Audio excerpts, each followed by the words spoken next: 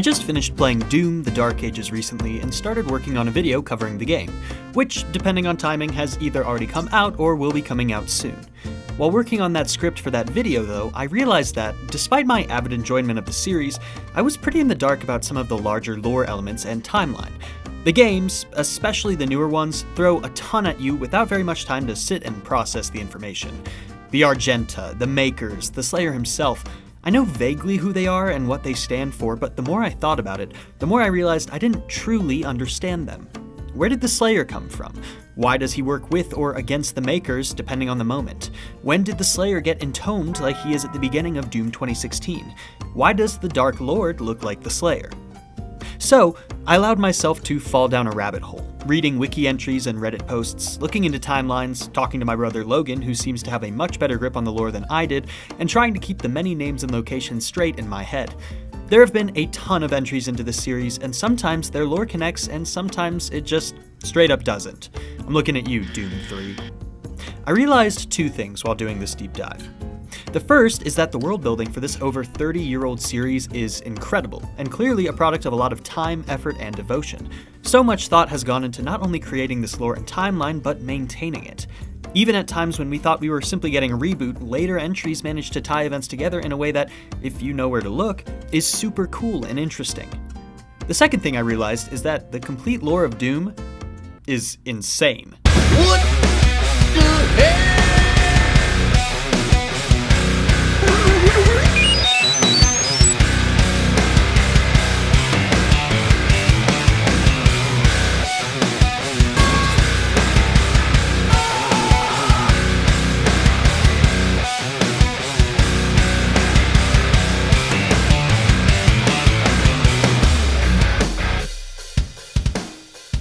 The issue with being a fallible writer with a mixed audience of distinctly hyper-fixated fans is the fact that whenever I cover one of those topics that y'all are so ravenous about, I'm gambling on the idea that my interpretation of the content is correct.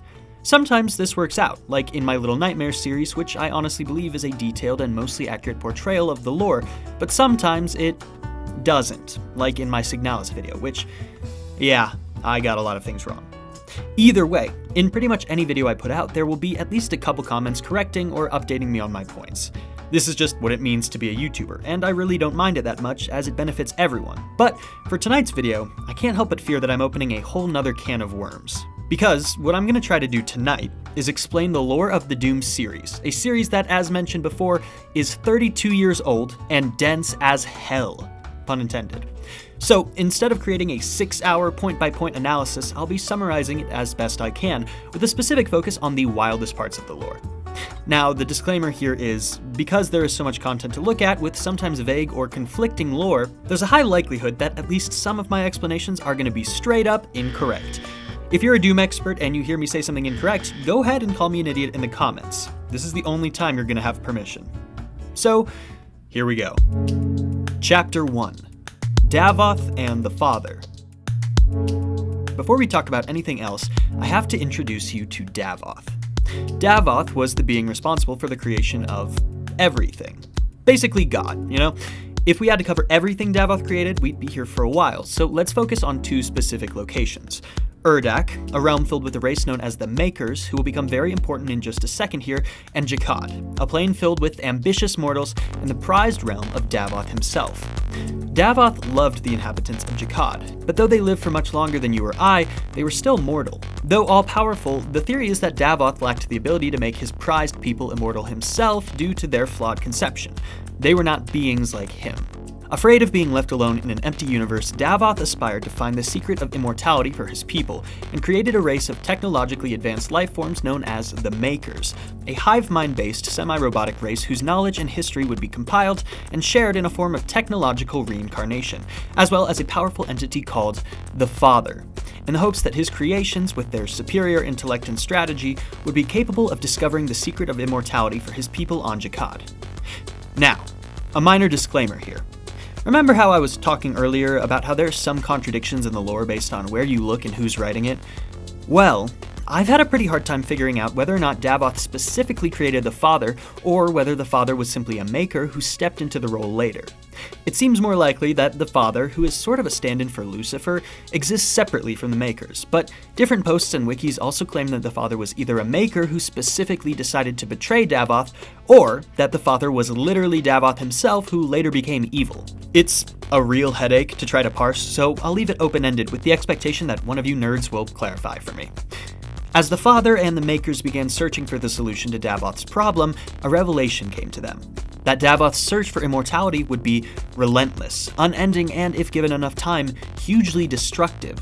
Because of this, the Father created a maker known as Samur Maker, also known as the Seraphim, to help him seal away Jakad and Davoth from the rest of the connected realms. This was a massive betrayal, and when Davoth realized he had been cut off from the rest of creation, he was filled with a massive rage, becoming the figure that would be known as the Dark Lord, which resulted in Jakad warping and becoming the dimension we now know as Hell.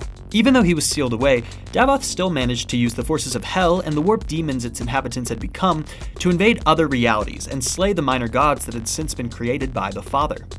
The Father went on to confront Davoth in Hell, where, with the help of Samur Maker, he managed to extract Davoth's life force into an orb, sealing it away in a place called Ingmor Sanctum. After winning this battle against Davoth, the Father retreated from the physical world, his being transferred into a life sphere, basically his own orb, that Samur Maker hid away in a place called the Luminarium, so that Davoth, even in his reduced form, could not somehow utilize the power and continue in his rampage.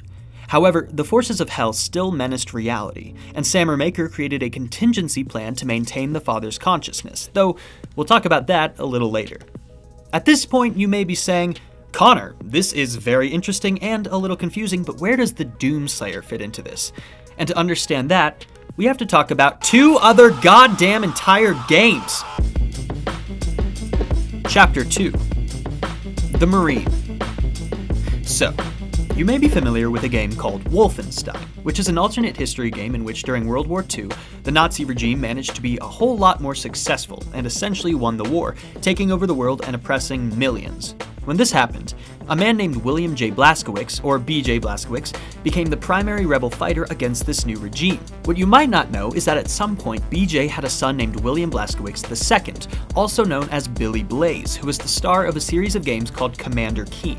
They were a collection of side-scroller platformers in which Billy, at 8 years old, in his secret identity of Commander Keen, defended Earth from aliens. At some point, Billy grew up and had a child with an unknown woman. That child was named Billy J. Blazkowicz III, and the child would go on to have a family on Earth, as well as adopt a rabbit named Daisy, before becoming a Marine. A Space Marine, to be specific. One day, BJ III was told to fire on a group of unarmed civilians by his commander, an order which he refused, which also resulted in him assaulting his commander. As punishment, BJ was sent to guard a UAC facility on Mars. The UAC, or Union Aerospace Corporation, is a massive corporation devoted to the creation of technology to aid in the exploration of space. Or, at least, they were.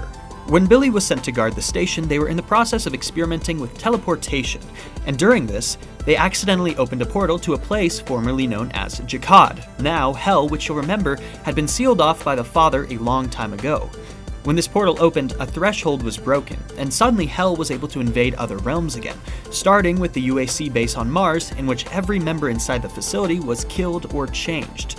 BJ, the only remaining survivor, would go on to pick up some weapons and power armor, and eliminate the hellish threat on Mars, earning himself the title of Doom Guy. That's right, Doom Guy is BJ Blazkowicz's grandson. Guess retributive violence runs in the family. After closing the Hell portal on Mars, BJ III, who we'll refer to for now as Doom Guy, returned to Earth, hoping to return to his family, rabbit, and normal life. But unfortunately, what Doom Guy didn't realize was that when he closed the portal on Mars, a new portal opened on Earth, potentially right in Doom Guy's neighborhood. And when he returned to Earth, he discovered that his wife, son, and somehow most importantly, his rabbit, Daisy, had all been killed by the newly invading demonic forces.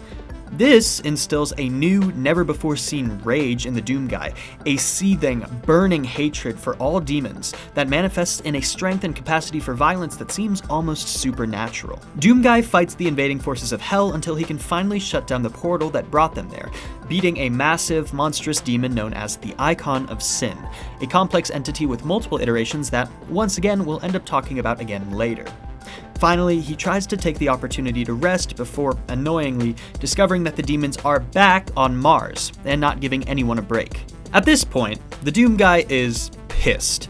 He's lost his family, his rabbit, and has been dragged back and forth across the galaxy cleaning up the UAC's mess, and now this time is being enlisted to fight against them once again as the only experienced survivor of their original attack. Fucking A. Anyway, he goes back to Mars, where he fights his way through the invading forces only to make the decision to seal himself in Hell and bring the fight to the demons. See, after losing everything and consistently being forced to fight his way through horrific and monstrous hordes of enemies, Doom Guy is hardly the Blazkowicz he used to be anymore. He has lost all other aspects of his personality save for his rampant PTSD and his violent hatred for all of demonkind.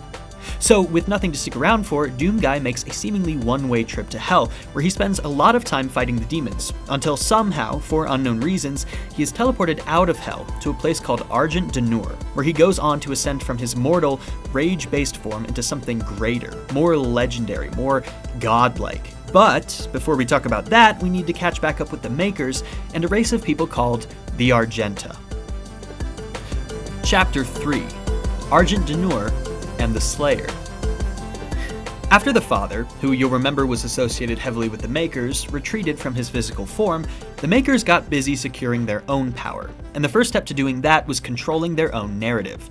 They rewrote history in a way that implied to the rest of the realms that the Father was actually the original being who created the universe, and that Davoth was one of his creations that betrayed him. By doing this, they began spreading the idea to less advanced races that they were essentially gods, which allowed them a huge amount of influence and control over those races.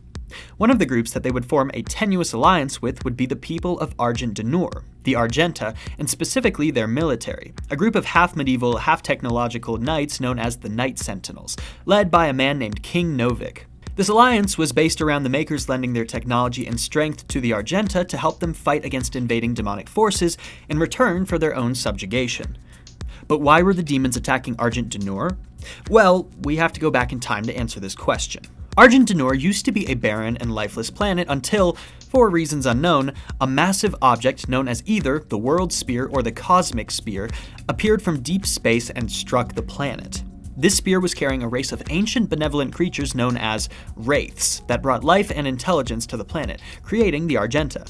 The energy of the wraiths was incredibly valuable, which likely put Argent D'Nur on the radar of both the Makers and the demons.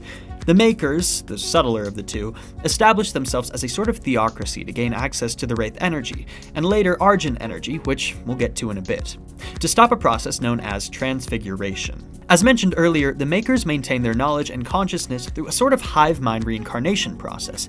However, there is still a degradation that occurs during this process that causes their minds and abilities to deteriorate.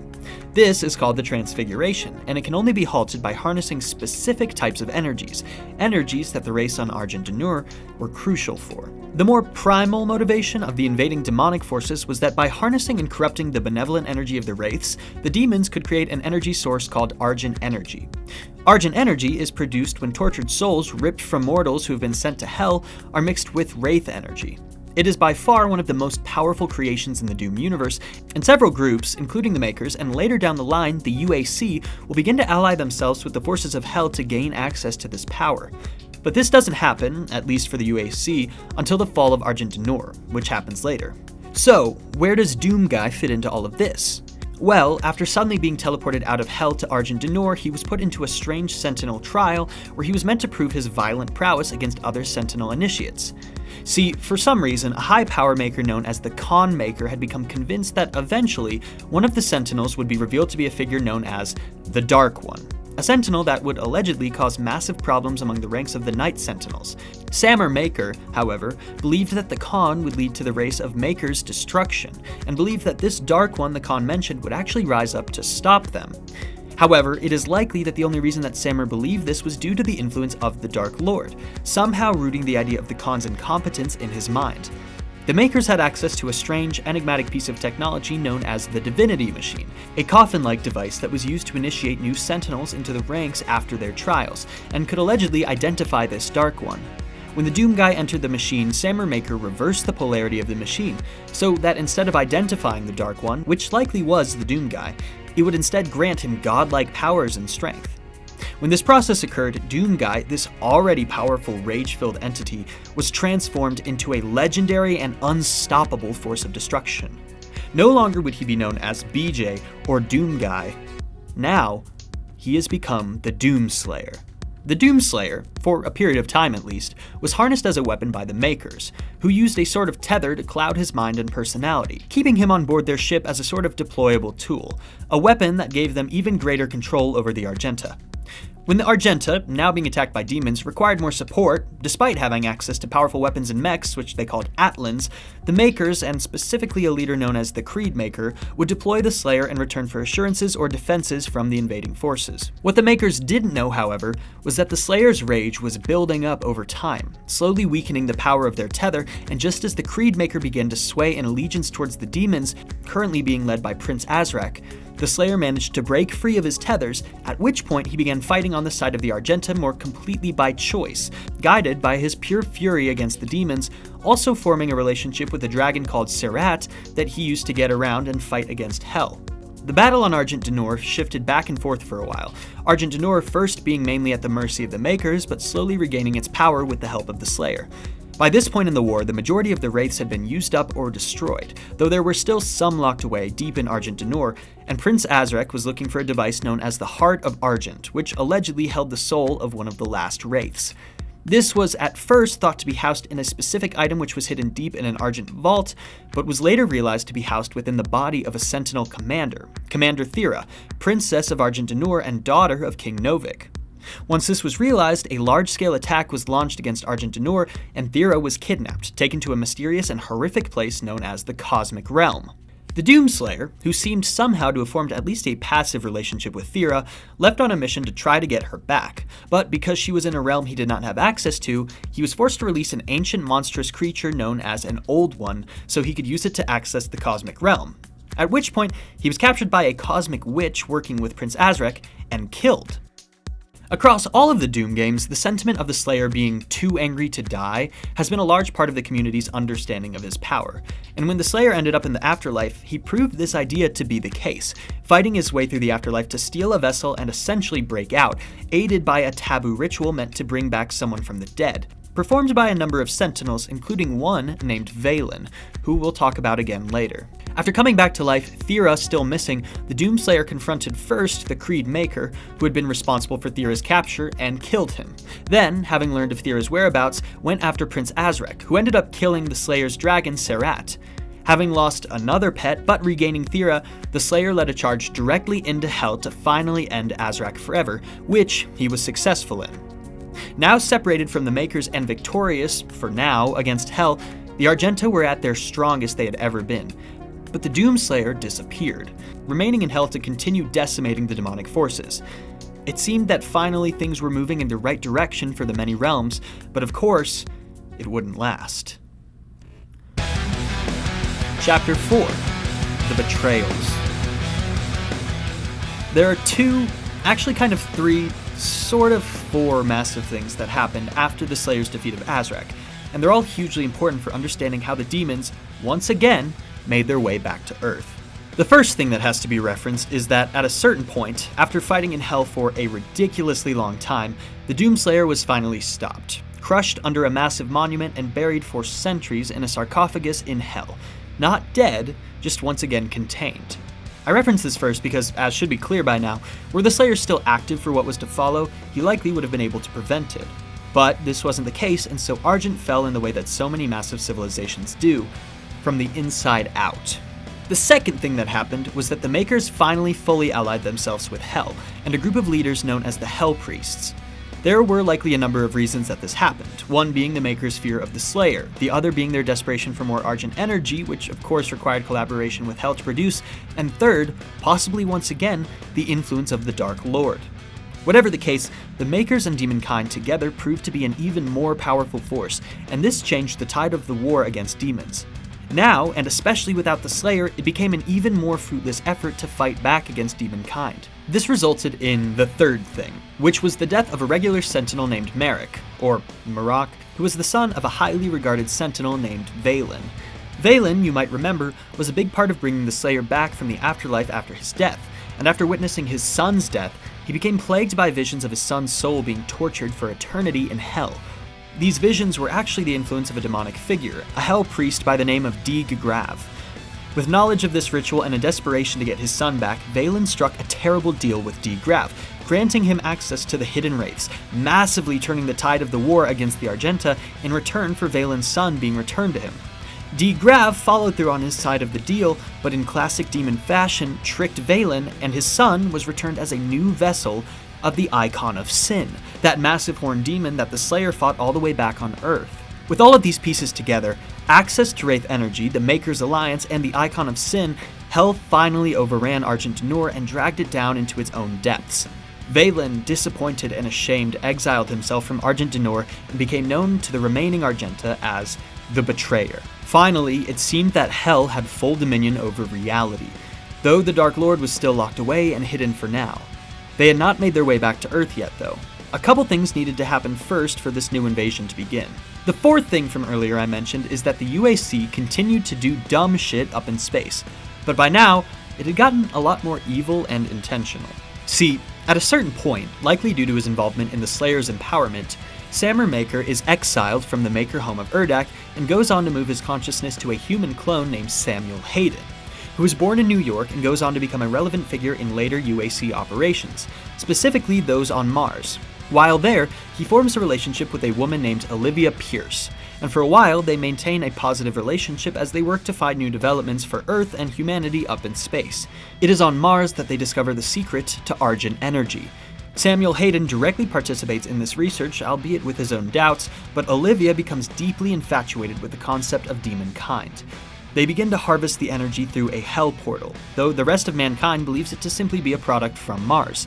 They do this knowing that the energy comes from human suffering, a puzzle piece that leads to what is to come. But before that happens, Samuel Hayden gets cancer. Unwilling to die, he once again transfers his consciousness, this time to a technological form, a 3-meter tall robot. At some point after this, two more huge things happen. 1. A sarcophagus is found in Hell and brought to the Mars base for investigation. It's unclear if anyone knows specifically what's inside the coffin, but at least Samuel Hayden seems to have some idea. 2. Not long after this coffin is discovered, things, unsurprisingly, go bad on the Mars base, caused intentionally by Olivia, who has completely allied herself with Hell now, her mind warped by its exposure to demonkind and Argent energy. She's been in communication with an entity she calls the Nameless One, who allegedly will help her ascend to godhood. It likely won't surprise you that this Nameless One is the Dark Lord, the one formerly known as Davoth. It is now the year 2149, and demons have once again overrun a UAC facility on Mars, as Olivia works in the background to bring the demons to Earth. The sarcophagus, housed in a section of the UAC facility, is finally opened, and who steps out but the Doomslayer, now with more PTSD than ever. The Slayer does what he does best and starts killing demons, at the reluctant behest of Samuel Hayden, who gives the Slayer access to an AI known as Vega, who helps guide the Slayer through his journey.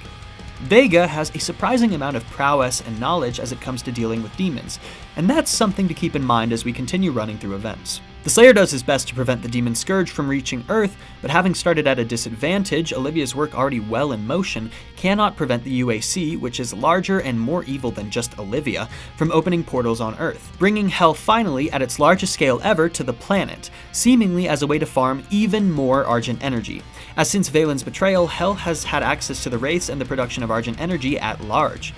The Slayer does manage to kill Olivia before she can reach her own personal goal, but by now the Makers, led by the newest iteration of the Khan Maker, have also involved themselves in the takeover of Earth, with the same motivation as the UAC, that being the production of Argent energy. Which brings us to the Slayer's fight on Earth. The last time he was here, he was simply a Marine. A man who had lost his family, a mortal. Now, he is anything but. Chapter 5. The Final Battle. The thing maintaining the demonic invasion of Earth is a blood ritual dependent on the lives of 3 Hell Priests, one of which being D. Graf, the priest who had tricked Valen. To even consider stopping the invasion, the Slayer has to kill all 3 of these priests, which he spends a good amount of time doing, though it's not easy. During this campaign, the Slayer gains access to a massive glowing sword known as the Crucible, which was apparently one of his old weapons when he fought alongside the Sentinels. The Crucible is the only sword capable of destroying a Titan demon, one of the massive godlike invading forces, permanently. This is valuable, as the Khan Maker's plan to win the war against Earth includes utilizing the Icon of Sin once again to wreak destruction on the planet. Luckily, the Doomslayer manages to kill both the Khan Maker and the Icon of Sin, mostly ending the invasion of Earth. But it's become clear to the Slayer that no matter how much he rips and tears his way through the demonic horde, somehow they just keep coming. He realizes there must be some greater source, some greater power that maintains Hell's ranks, and he sets off to find it. Samuel Hayden, still in his robotic form, reveals to the Slayer the nature of the Father and the location of his orb, tasking the Slayer with retrieving it so the Father can be returned to his original form, proving Hayden's remaining attachment to the Father from his time as Samur Maker. However, in doing this, further information is revealed to the Slayer, namely about the Dark Lord and the location of his spirit orb. We have seen throughout this entire history that despite his imprisonment, the Dark Lord still has an insane amount of influence, and it becomes clear to the Slayer that the only way to stop Hell for good is to finally kill the Dark Lord, Davoth. And so, instead of reviving the Father, the Slayer goes out of his way to personally bring Davoth back to his physical form, a dangerous and brutal tactic that could easily result in the terrible subjugation of all of existence, especially without the Father's influence. But the thing is, that's not really true. Like Davoth, the Father is still capable of communicating with other entities, and further, has been since the Slayer woke up. See, before Samur Maker became Samuel Hayden, when the Father retreated from the physical reality, Samur Maker transferred the Father's consciousness to an AI named Vega. The whole time, the Slayer has been fighting his way through the armies of Hell with Divinity by his side, Vega guiding him towards his goals, not even knowing the true nature of his existence. During Davoth's revival, though, it becomes clear to all what Vega is.